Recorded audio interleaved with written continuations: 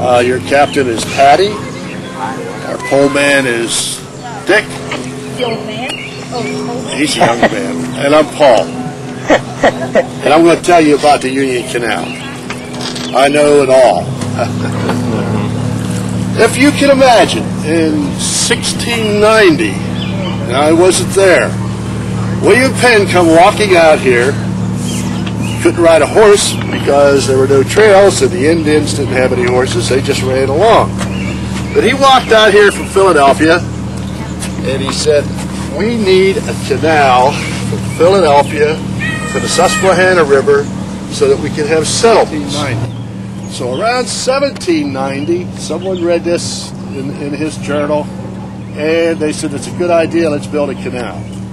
So they got $400,000 together. And if you're familiar with Lebanon and where the Narrows are at, on the east side of Lebanon, they started to dig and to build a couple of locks. Well, in a very short time, that $400,000 was gone. So they said, we've got to get some money somewhere to start this. So they went to the state and they asked them to give them permission to run a lottery. Well, at that time, there were lotteries, all kind of lotteries going on, but the state allowed them to do it, and we're talking the late 1790s, early 1800s, they gave away $35 million. But there wasn't a dime coming here to this canal. It's like, you know, politicians were taking this and that, and they got it all. So, the state was looking at the Erie Canal up in New York and said, if we don't get this canal built, we're going to lose the port of Philadelphia.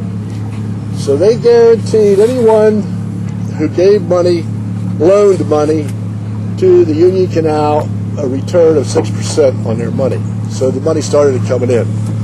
Then they started to dig this canal again. Now they went to Boston and New York, and at that time, the Irish immigrants were coming into this country, and they hired them. So they put them to work, and they gave them a wheelbarrow, a shovel, a pick, very, very poor lodging.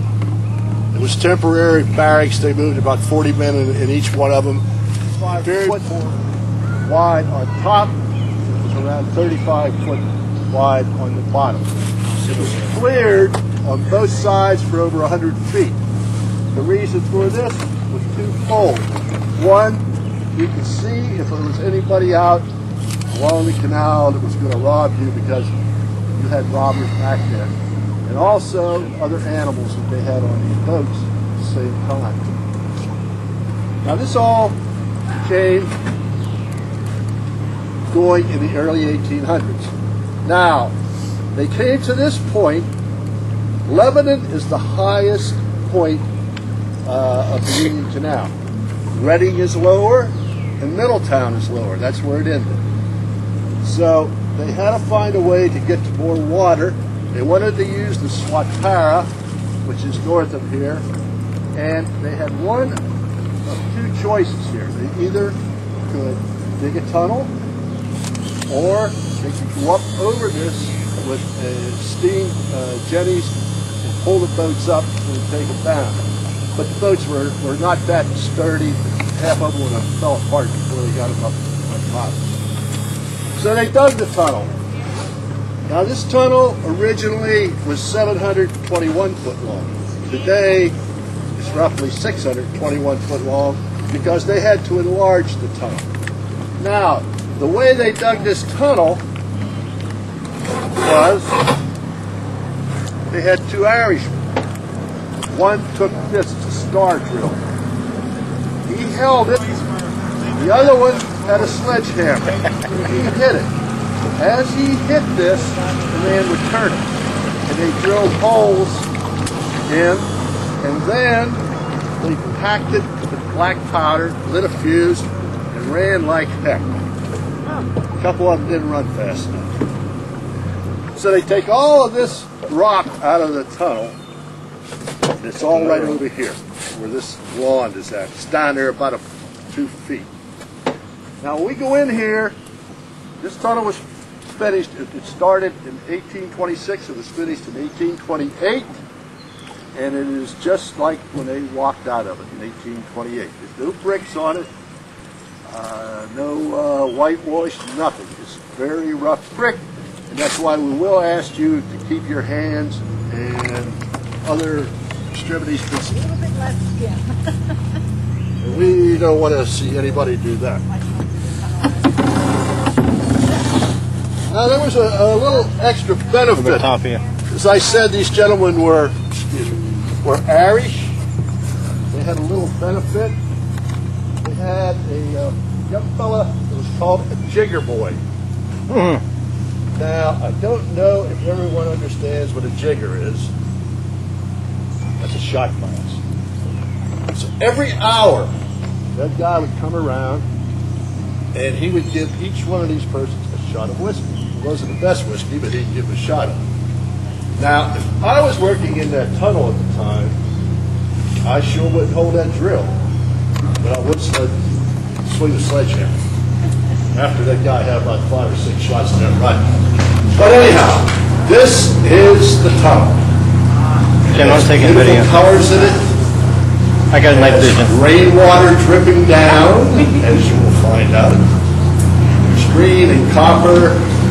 Any coal in Over here? here is a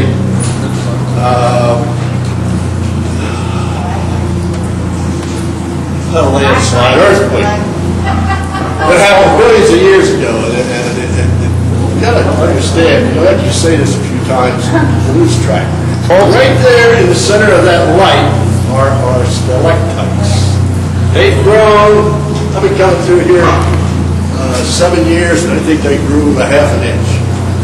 But they're resident, they're here.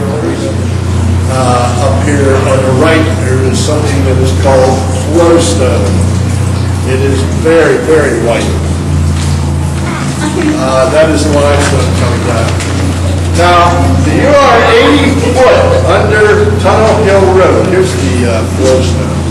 And I'm sorry to tell you, they haven't gotten storage out this way yet. All these people have a lot of houses. It takes a while to drip through. Now, if you look very carefully on the sides, you can still see some of the drill marks. Well, there's the fella, he just kind of stick around. And here's some more of the flowstone that is dry. There's another guy. They're residents.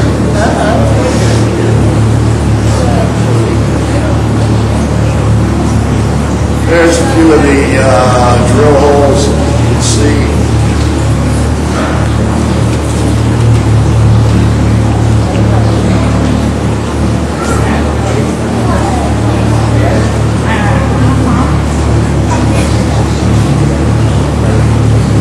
How wide is the tunnel? The tunnel is 15 foot wide, 18 foot high.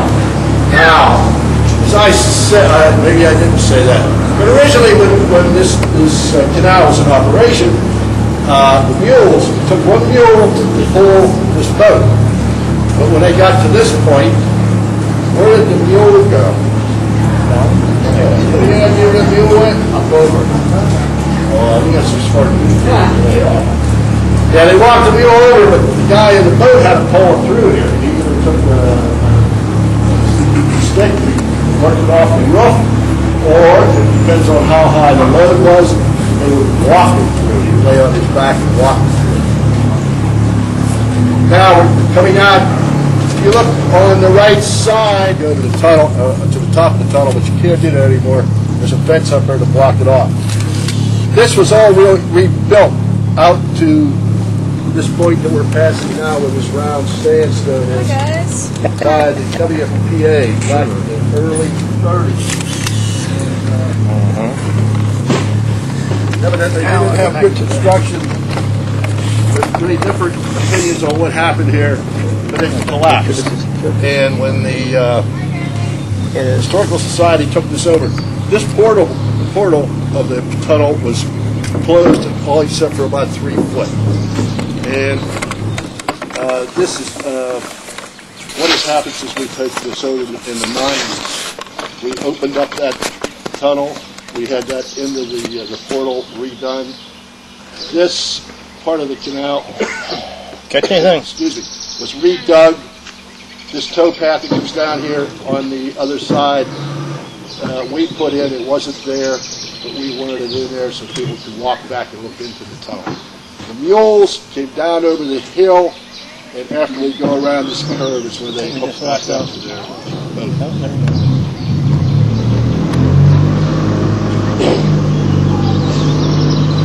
Now, as I said, it took only one mule to pull this boat. An interesting fact, at the time, you had Conestoga wagons.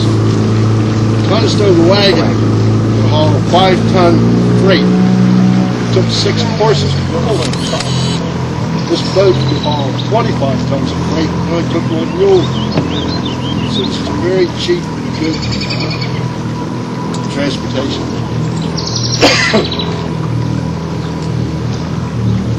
Things that came out here were surprising when they came from Philadelphia out to this area. The number one thing they brought was plaster. The other thing they brought was salted fish. And the other stuff would be gunpowder, any kind of manufactured goods. On the return trip, it would be wood. There were actually people who would build the boat out of this green lumber and fill it up with more green lumber, take it to Philadelphia and tear it apart. Cheapest thing to haul on this canal, which at the time there were 2 things. It was human beings and manure. They were the same price. This inlet right here is called Cattail Run. That water comes from the area out of Lions Lake. That helps supply the canal with the water we have in it today. There are also numerous springs. A lot of them are in the tunnel. Numerous springs throughout it.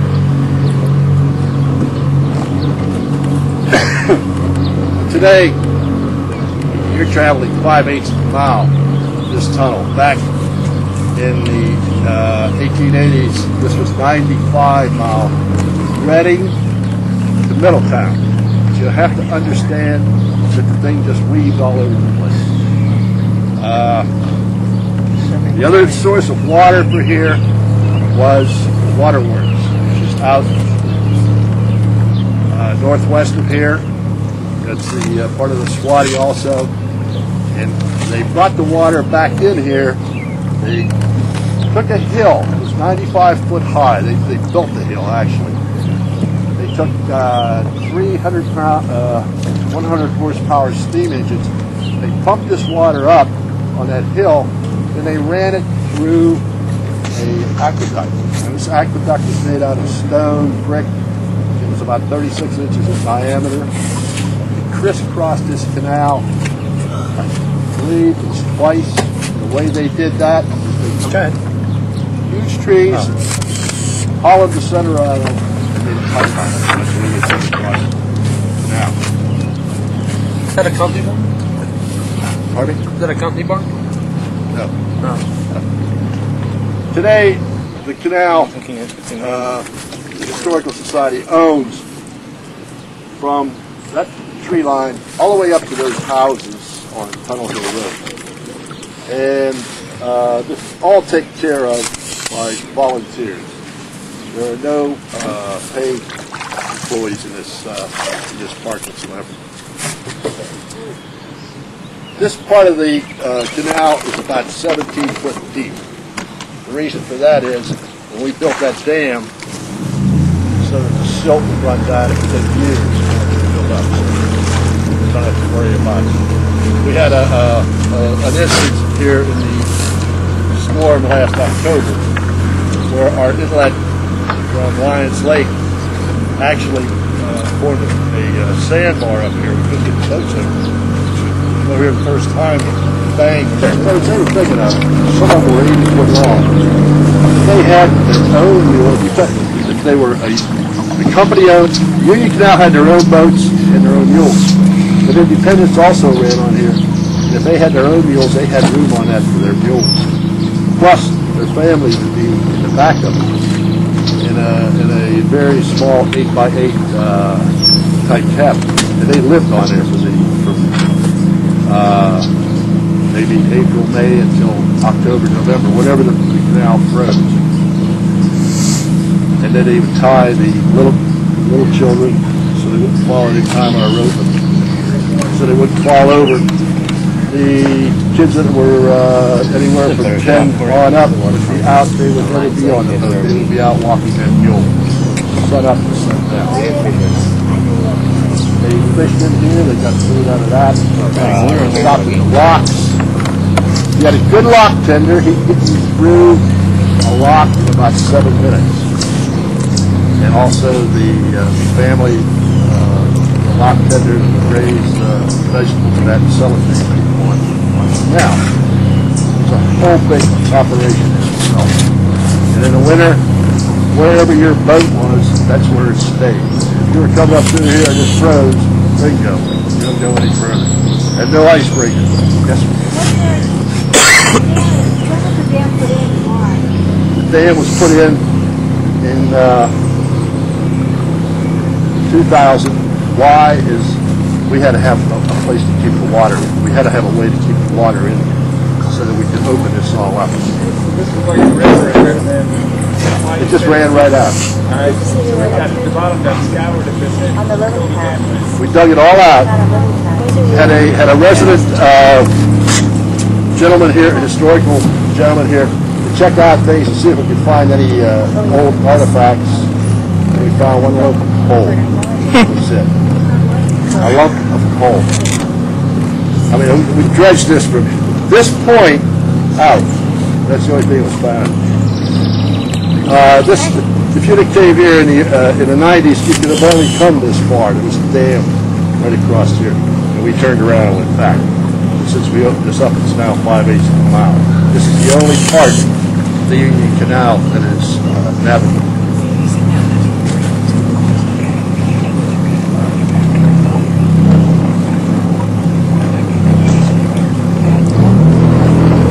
Not including Blue Marsh Lake.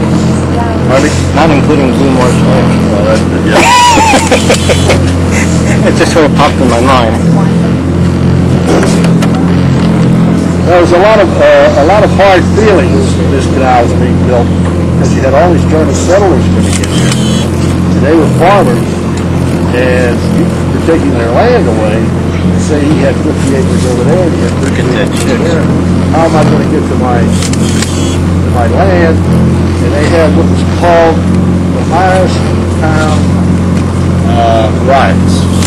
That's where the Irish workers, well, after a period of time, so planking rotted out, and the new superintendent came in and said, I have a better idea. They took the wood out, and they put a mixture of clay and limestone in, and they had the animals, when the canal was drained, they had the animals walk up and down and pack it. And that is what is in the bottom of this canal today. And it holds the water, and it's held it since 1828. They tried to open up part of the canal already, but they didn't do their research good enough. And when they dredged out the canal, they dredged out all the mud and the limestone, and the water leaked out of that. So they don't have it that way anymore. Part of it, they have a very good museum down there on the canal.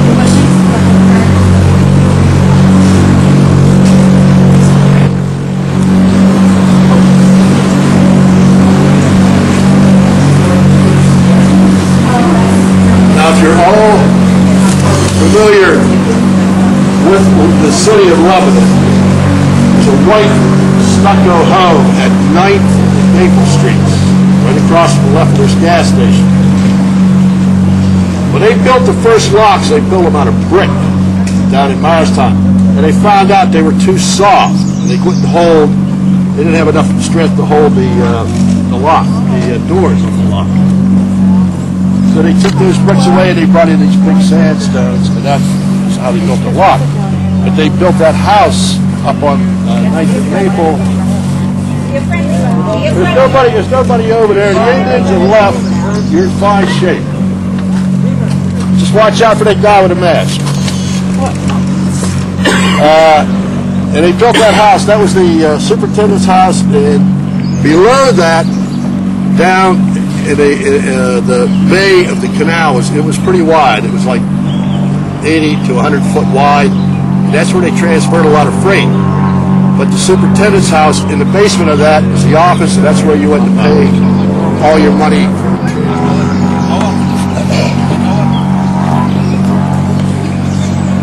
If you have any questions, if I can answer them, I'm really glad to.